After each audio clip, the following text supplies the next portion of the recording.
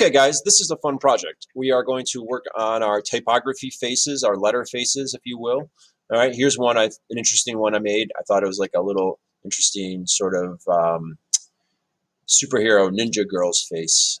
And this is just made up of a couple S's and a bracket here and a period here for the eyes, okay? And you can see here as I go through some of these ones, I showed you some of these the other day. We're going to go through how to construct these and a couple different strategies you could have to go about doing this. Here's a couple other things that I started working on, all right? But the first thing you want to do is this. Let's go ahead and open up our fonts library that you finished the other day, okay?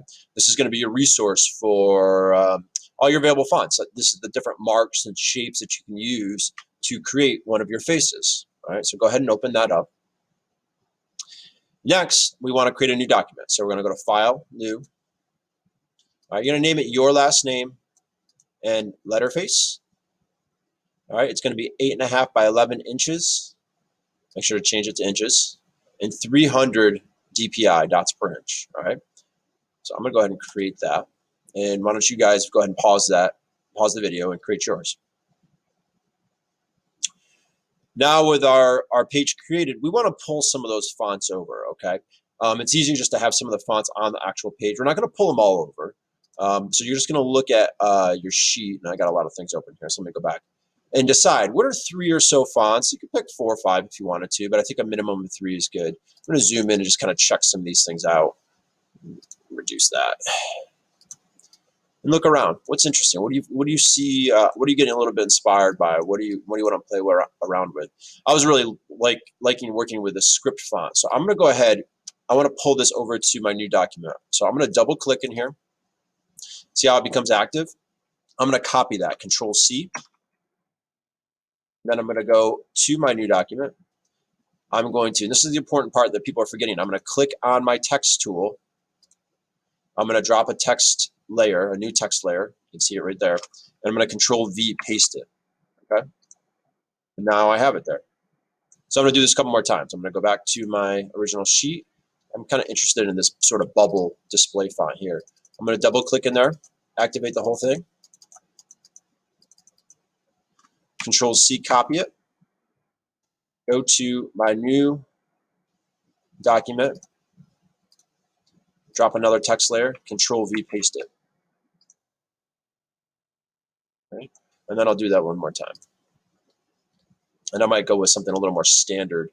I might take this font right here. Control C, copy it. New document. New text layer. Control V, paste it. Good. Now I'm ready to get started, okay? Now, what I'm going to do now is I'm going to go back to some of my other designs and just kind of break them down and show you how I created them. Because there's a couple different ways you can go about this, all right?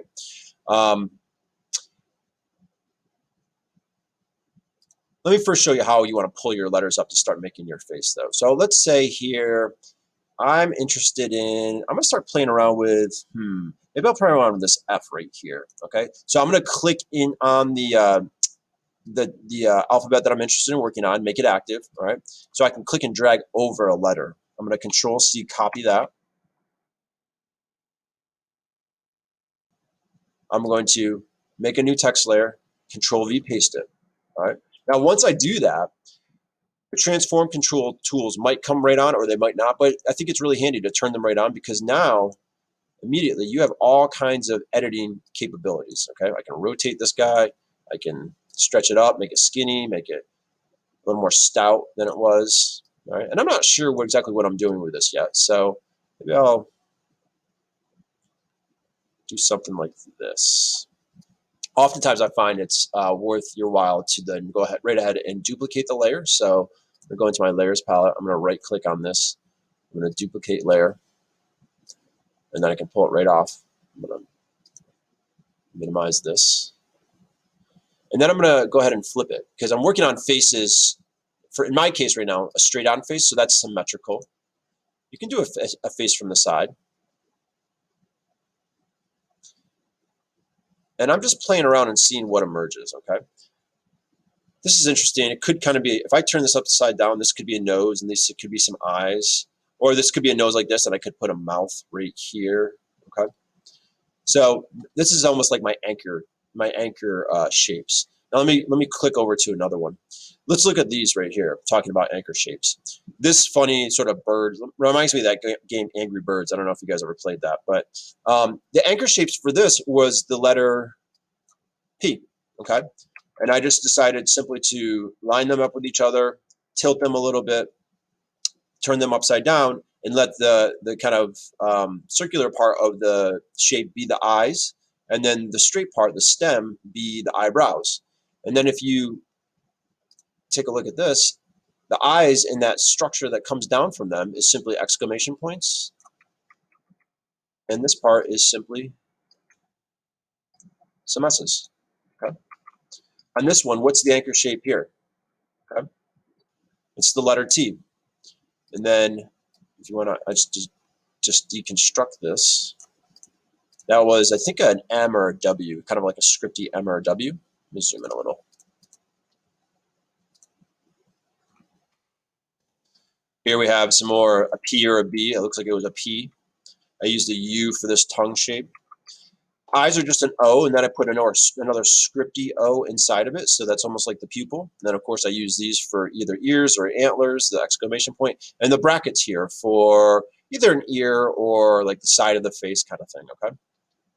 Coming down to this one, this is the anchor shapes for this was this letter G, all right? And overlap is really handy in this because you notice that I didn't just take the two G's and put them like this. I could have, and that might have made something interesting, but I decided to let this part of it overlap, and then I get this great nose. You know, this comes down. It feels very much like a dog. As soon as I saw this, I was like, oh, this looks like a dog. So I added in, I'll pull this away. The rest of the face is simply a V or an arrow for the ear and the tooth. Different fonts, though. So mix up your fonts. And then again, another period for the eye. Go over, let's see here. This is an interesting one I started making with the owl, or I'm sorry, the scripty font. And it was this, I think, kind of feel like it's like an owl or something like that, right? So it created the eyes. I put another 0 inside of that or an O inside that to make the pupils.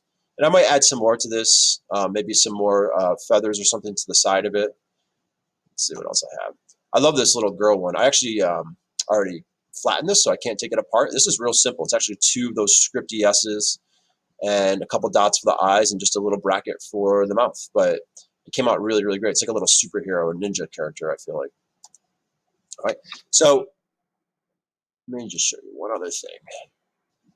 So those anchor shapes are a good way to work. Here on this page, this is another approach you can take. I started using these Qs as an anchor shape, and these make great eyes, I feel like. And I could flip this around too. I might flip this horizontally. And I was going to maybe do some kind of like a rabbit character. And I thought the R's from the same alphabet could really work well for that.